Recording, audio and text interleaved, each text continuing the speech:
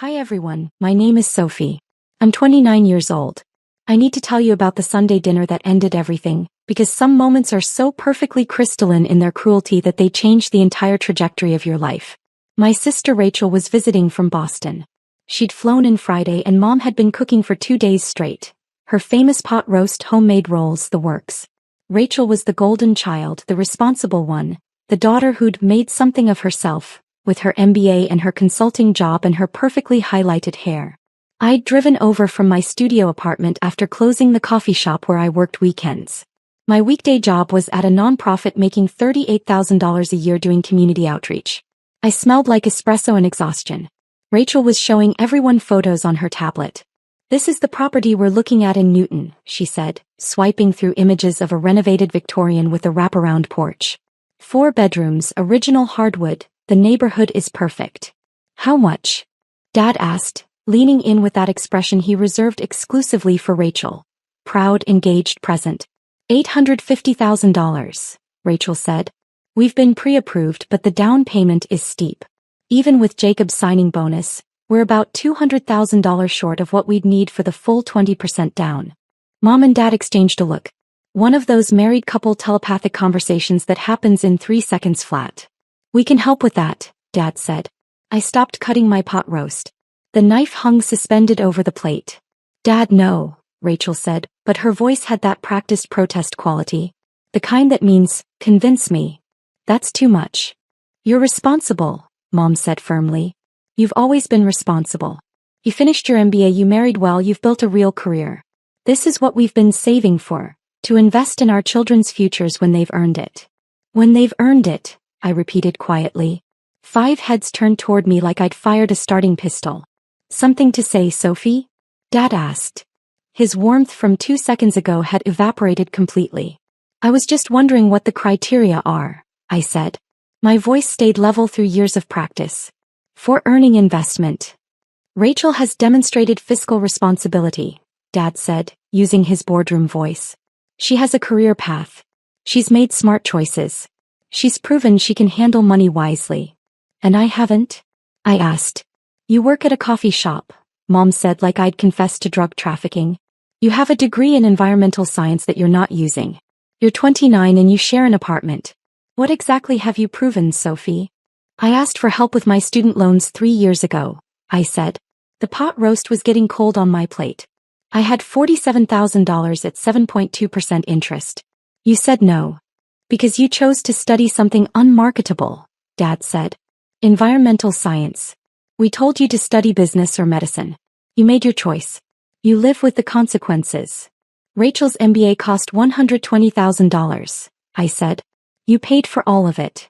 Because Rachel chose wisely," Mom cut in, defensive now. "She chose a degree with ROI. Return on investment, Sophie. Do you understand that concept?"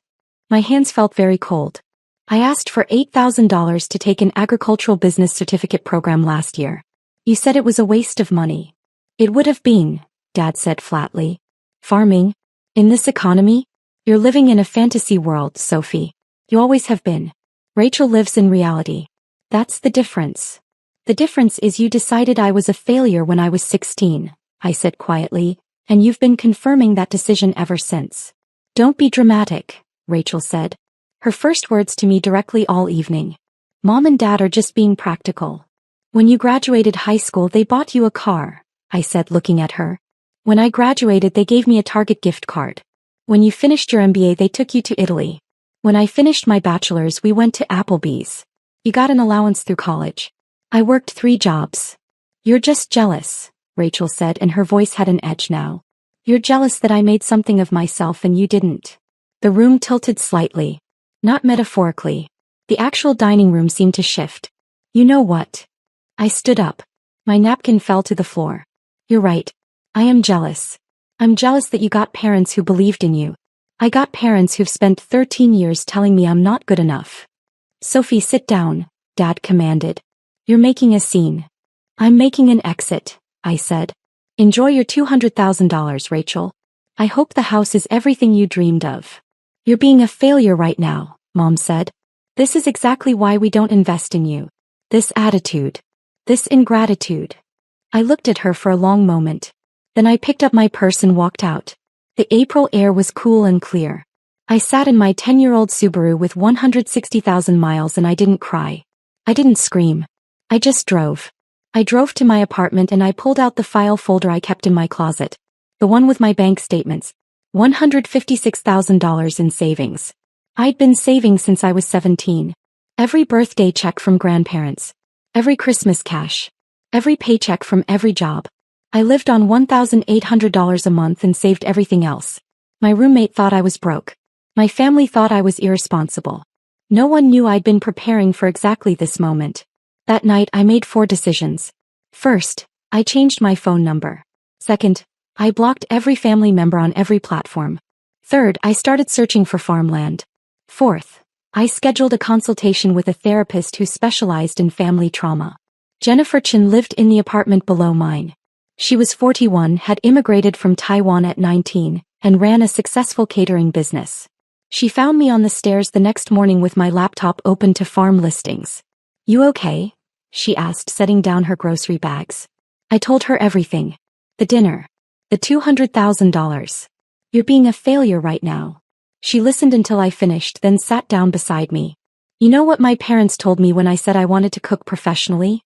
That I was wasting my education. That I should be a doctor or engineer. You know what I did?" "What?" "I stopped asking their permission to live my life," she said simply. "Best decision I ever made." "What do you want, Sophie?" "Not what they want. What do you want?" The answer came immediately. A farm. I want to grow food. I want to feed people. I want to work with soil and seasons and make something real. "Then do that," Jennifer said. "You don't need their approval. You never did." 6 weeks later I found it. 55 acres in the valley, 90 minutes from the city where my family lived. The property had been a conventional dairy farm that went bankrupt. The land was depleted but recoverable. There was a farmhouse from the 1940s that needed everything, a huge barn with good bones, and a smaller outbuilding that could be converted to a farm stand. The price was $420,000. I offered $400,000 cash, close in 30 days. They accepted immediately. I kept my nonprofit job, they let me go remote 3 days a week, and I spent every other moment on that property. I hired soil consultants. I tested every acre. The land was tired, stripped from years of chemical agriculture and overgrazing, but it could be brought back with cover crops, compost, and thyme. I planted 20 acres in cover crops that first season. Rye, clover, vetch. I let it grow and then tilled it back in, feeding the soil. I read everything. I took online courses. I joined farming forums and attended workshops. Tom Rodriguez, my neighbor 4 miles west, showed up the 3rd week with the tractor attachment I needed. "Heard you're going organic," he said, climbing down from his truck. He was 56, had farmed conventionally for 30 years before transitioning to organic 5 years ago. "Smart move. Market's there if you do it right." "I don't know what I'm doing," I admitted. "Nobody does it first," he said. "I'll teach you. Come by Tuesday mornings. We'll walk my fields. I'll show you what works." So Tom became my mentor. He taught me crop rotation, companion planting, pest management without chemicals. He introduced me to the regional organic farming co-op. He showed me his spreadsheets. What crops brought the best return, which farmers markets were worth the vendor fees, how to calculate true cost of production. "Farming isn't romantic," he said during one of our Tuesday walks. "It's math and biology and weather gambling. But if you're willing to work, really work, you can make it." I started therapy with Dr. Walsh the same week I closed on the property. She specialized in complex family trauma and estrangement. "Your family's voices are in your head," she said during our second session. "Your mother saying unmarketable. Your father saying fantasy world. Your sister saying jealous. We need to evict those voices and replace them with truth." We worked on evidence folders. I documented everything. Every email I'd sent asking for help that was denied, every achievement they'd ignored, every comparison to Rachel, every dismissal. Not for revenge. For reality. So when my brain tried to tell me I was overreacting, I had proof. Protective expectations, Dr. Walsh called it. They will try to come back when they discover you're successful. We need to prepare boundaries now. I practiced boundary scripts until they felt natural. No is a complete sentence. I'm not available for that conversation. Access is earned, not presumed. The farmhouse transformation took 8 months.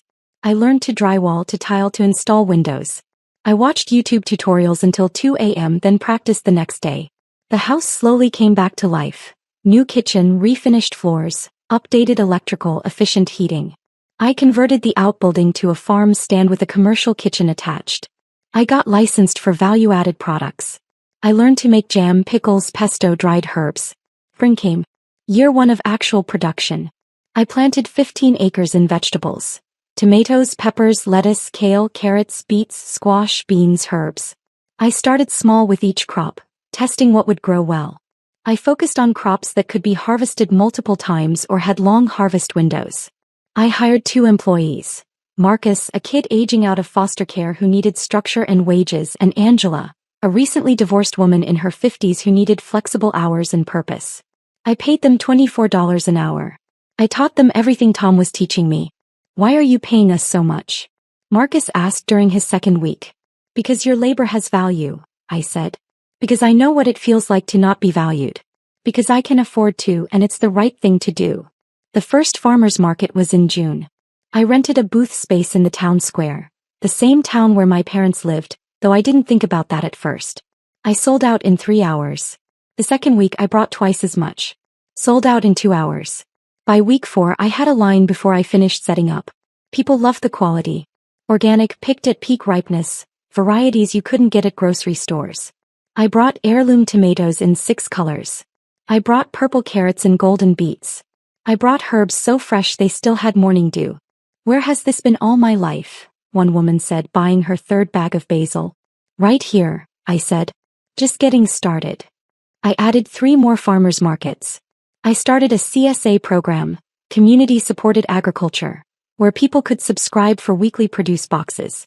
I got 30 members the first season. Then 50. Then 80. The farm paid for itself that first production year. Just barely, but it did. Year 2 I expanded to 30 acres in production. I added cut flowers, zinnias, sunflowers, dahlias. I added strawberries and raspberries. I started supplying 3 local restaurants with specialty produce. I hired 2 more employees.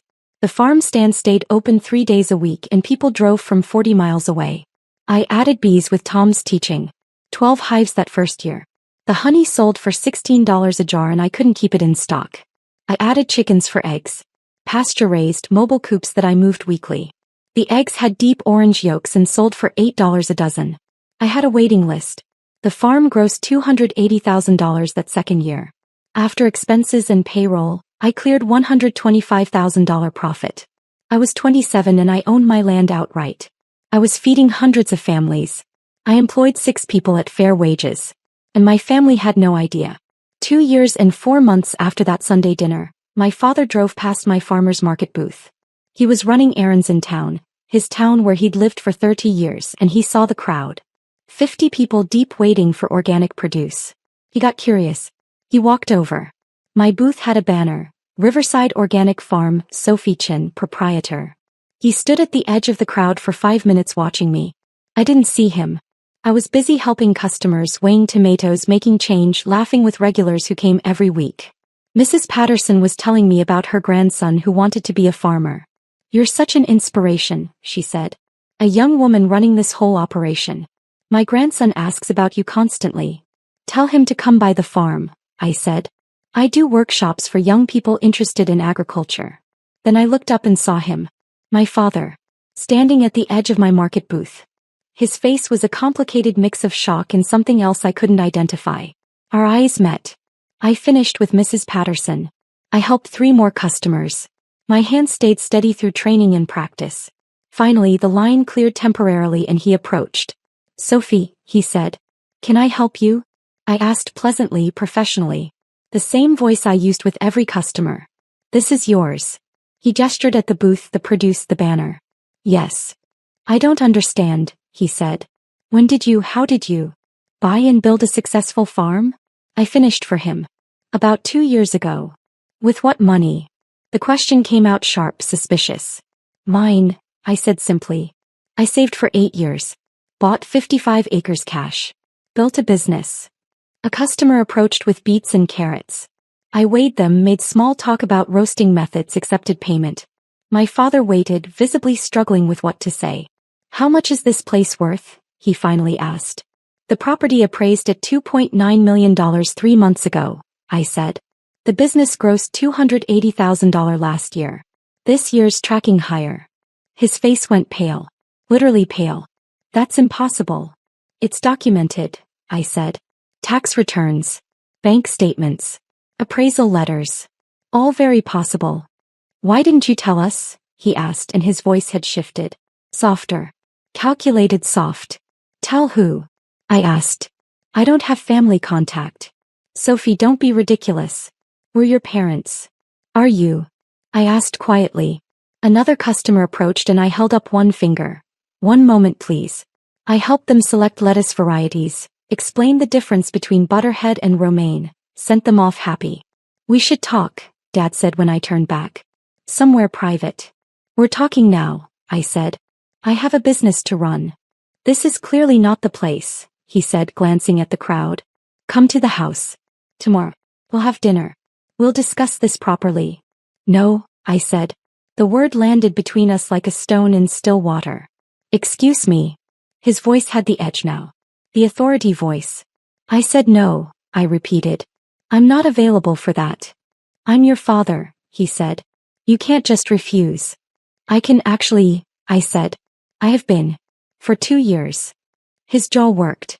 Your mother has been sick over this. She's been worried sick about you.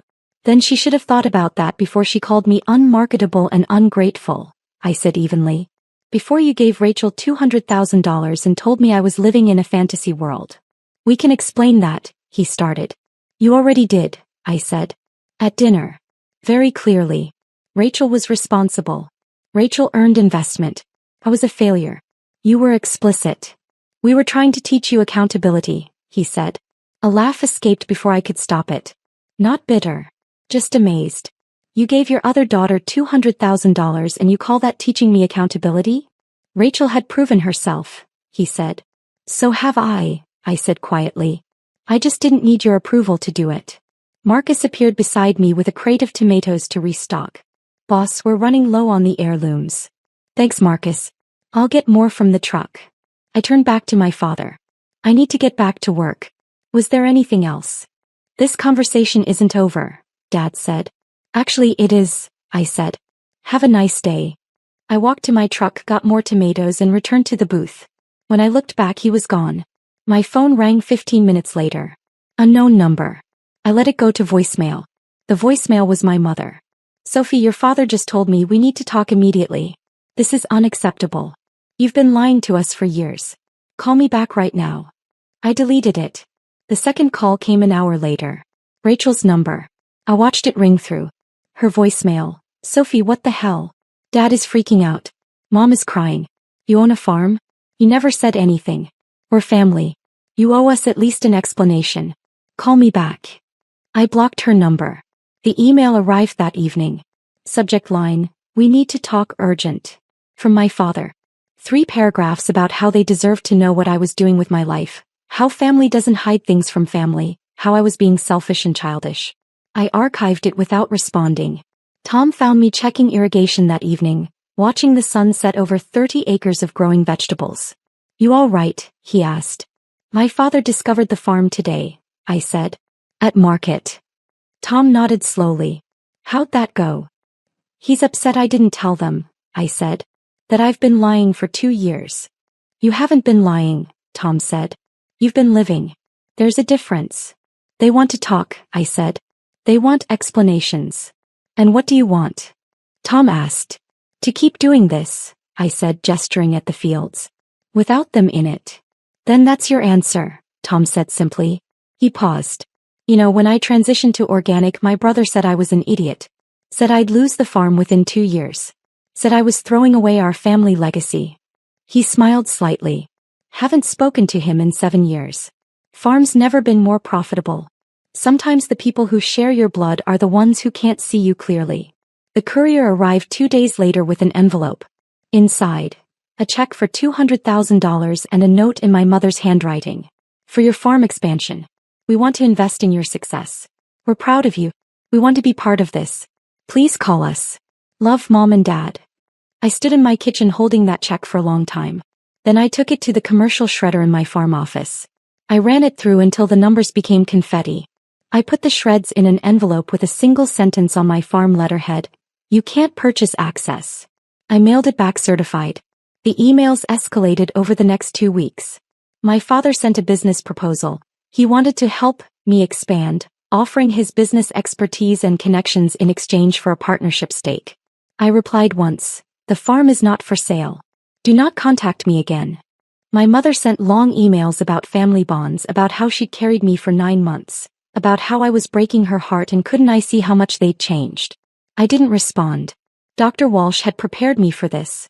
The guilt trips. The historical revisionism. The sudden claims of pride after years of dismissal.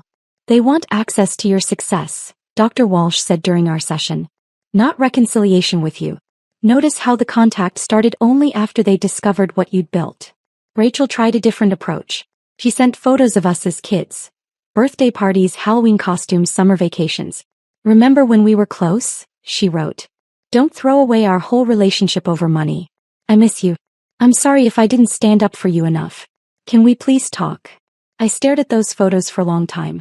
Then I wrote back, the only message I'd send. We were never close, Rachel. We were cast in roles. You were the success. I was the failure. I don't want to play anymore. I hope your house is everything you wanted. I hope you're happy. But I'm happy too, and I built this without you. I'm keeping it that way. She didn't respond. Week 3 after the market discovery, my father showed up at the farm. The gate camera chimed at 7 a.m. on a Saturday. I watched him on my phone from inside the farmhouse. He stood at the entrance looking at my sign, Riverside Organic Farm, private property, no trespassing. He pressed the intercom. Sophie, I know you're there. I just want to talk. 5 minutes. Please. I pressed the button. Leave. I drove 90 minutes, he said. You can give me 5 minutes. You had 29 years, I said. You used them poorly. I'm sorry, he said, and his voice cracked slightly. Your mother and I are both sorry. We made mistakes. We can fix this. No, I said. You can't. You told me I was living in a fantasy world. You called me unmarketable. You gave Rachel $200,000 and called me a failure at the same dinner. Those aren't mistakes. That's who you chose to be. We want to make amends, he said. We want to invest in you now. We see what you've built. We're proud. You're impressed, I corrected. There's a difference. Pride would have been supporting me before I succeeded. This is just opportunism. That's not fair, he said. Neither was that Sunday dinner, I said. Neither were 13 years of telling me I wasn't good enough. I'm done keeping score. I'm just done. We're family, he said, and the desperation was clear now. No, I said quietly. Tom, who taught me farming, is family. Jennifer, who believed in me, is family. Marcus and Angela, who work beside me, are family. You're just people who hurt me consistently until I left. I turned off the intercom. I watched him stand there for 14 minutes. Then he got in his car and drove away. The voicemails continued. 23 from my mother over 2 weeks. Escalating from gentle to angry to desperate. How can you do this to us? Your father's blood pressure is through the roof. We made mistakes, but this is cruel. I blocked each new number. My sister showed up at the farmer's market 4 weeks after my father's first sighting. I saw her before she saw me, scanning the booths looking for mine. When she found it, she stood at the edge of the crowd for a long time just watching. I helped customers. I laughed with regulars. I gave advice on pest control for home gardens. I packed produce and made change and built the community I'd created. Finally, Rachel approached during a lull. Sophie, she said. Rachel. Your booth is impressive, she said. This whole operation. Thank you. I didn't know you had it in you, she said, and I don't think she meant it the way it sounded. But that's how it landed. Neither did they, I said. That was the problem. They're devastated, Rachel said. Mom cries every day. Dad barely eats. They just want to talk to you. They want access to my success, I said. It's not the same thing. That's not fair, Rachel said. They made mistakes, but they're trying to fix them now. They're trying to benefit from what I built without them, I said. There's a difference. I don't understand why you're being so stubborn, Rachel said, frustration bleeding into her voice. So they didn't support your farm dream. So what? You succeeded anyway. Why can't you just accept their apology and move on? I looked at her for a long moment. You got $200,000 for being responsible. I got called a failure for asking for help with student loans. You got Italy for your MBA. I got Applebee's for my bachelor's. You got a car for high school graduation. I got a Target gift card. You had parents who invested in your dreams. I had parents who mocked mine. And you're asking me why I can't just accept an apology. You're holding a grudge, Rachel said. I'm holding a boundary, I corrected. There's a difference. I forgive them for my own peace. But forgiveness isn't reconciliation. It isn't access. It isn't a relationship. So that's it? Rachel asked. You're just done with all of us? I'm done being treated like I don't matter until I prove I do, I said. I'm done with conditional love. I'm done with relationships where I'm only valuable when I'm useful. A customer approached with questions about heirloom tomatoes.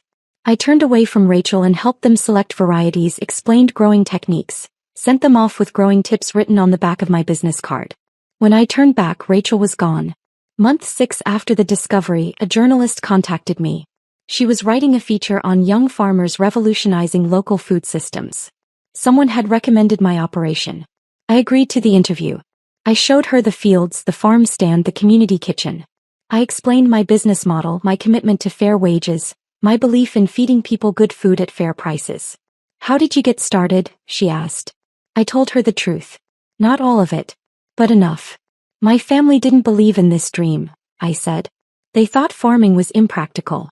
They invested heavily in my sister's conventional career path and told me I was wasting my potential. So I saved for years, bought land, and built this without their support or knowledge. Are they proud now? She asked. I thought about that. They're impressed. Which isn't the same thing. Pride would have been believing in me before the appraisal came back at $2.9 million. The article ran in the regional Sunday magazine. Feeding the Future: How Young Farmers Are Rebuilding Local Food Systems. My story was the centerpiece. 4 pages with photos of the fields, the farm stand, me harvesting tomatoes with Marcus and Angela. The article mentioned the family dynamic briefly, tastefully. But enough. My inbox exploded with messages from strangers. This is my story too. Thank you for building something beautiful. Your farm gives me hope. My father sent one email after the article published. Subject: How could you? I didn't open it. I archived it with all the others. My mother left one voicemail from a new number. You've humiliated us publicly. Everyone we know has read that article. How dare you air our private family business? This is unforgivable. Then we're finally in agreement, I said to my empty kitchen and blocked that number too. Year 3 on the farm. 40 acres in production now. The business grossed $420,000. I cleared $200,000 profit after expenses and payroll. More than Rachel made with her MBA. Except I owned my land. I owed nothing to anyone. I employed 9 people at living wages.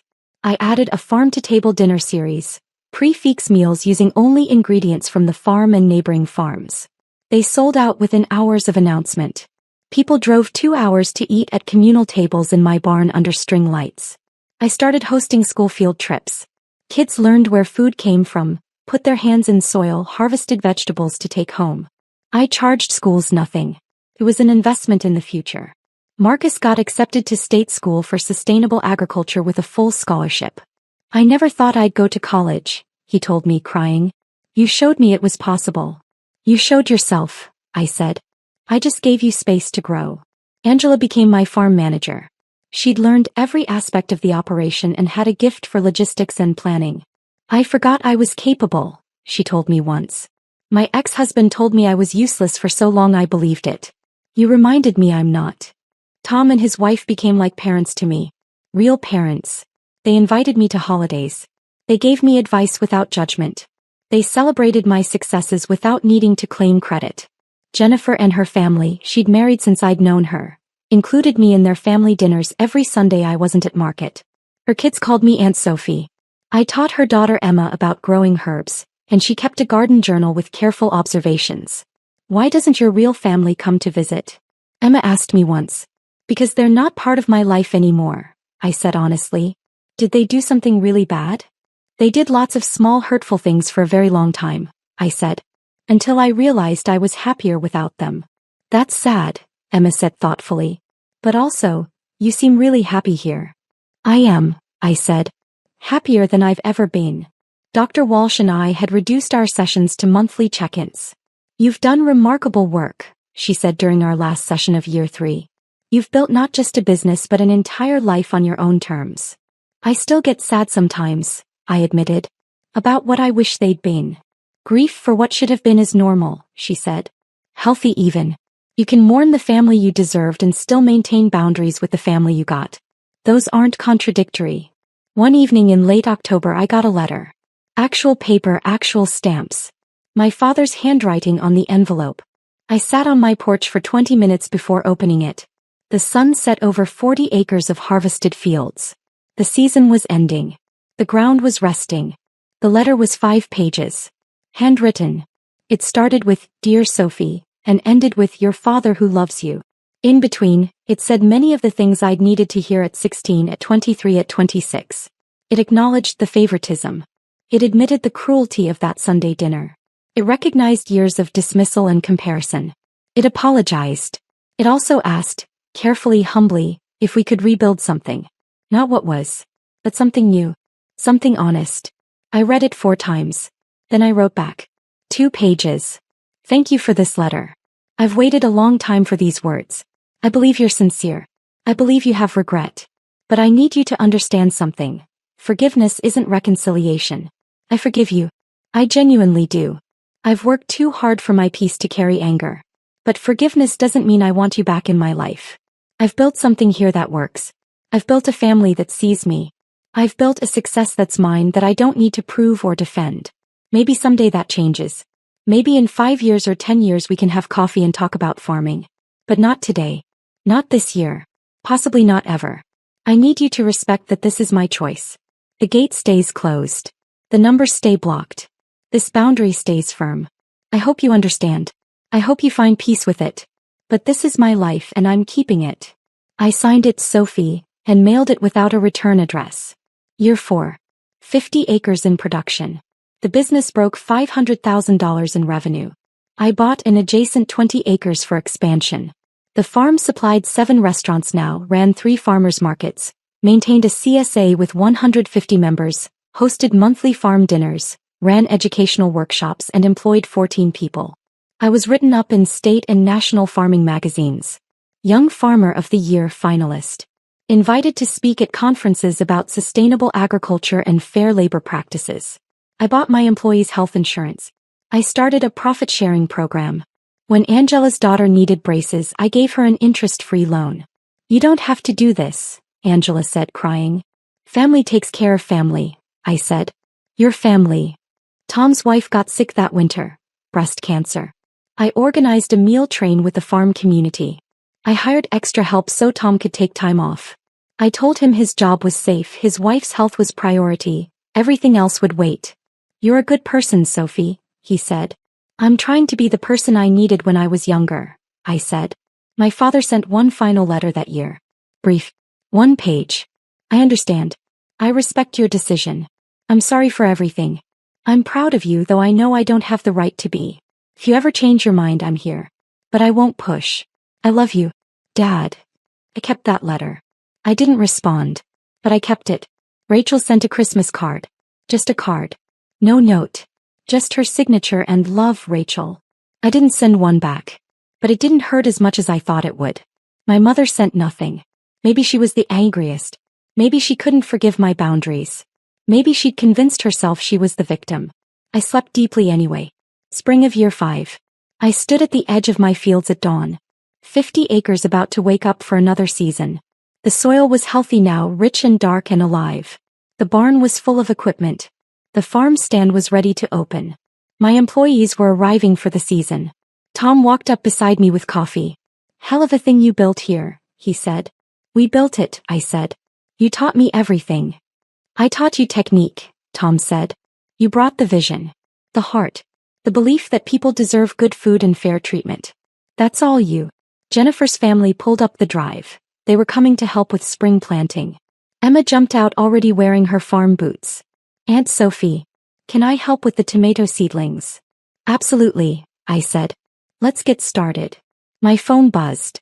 Unknown number. I glanced at it. A text, Saw your feature in the Times. Congratulations. You've built something incredible. I'm sorry we weren't there for it. I understand why you've stayed away. I would have too. Be well, Rachel. I read it twice.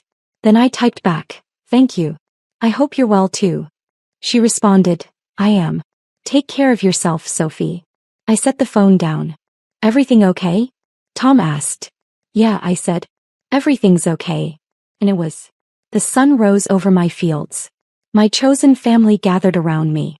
The season stretched ahead full of possibilities.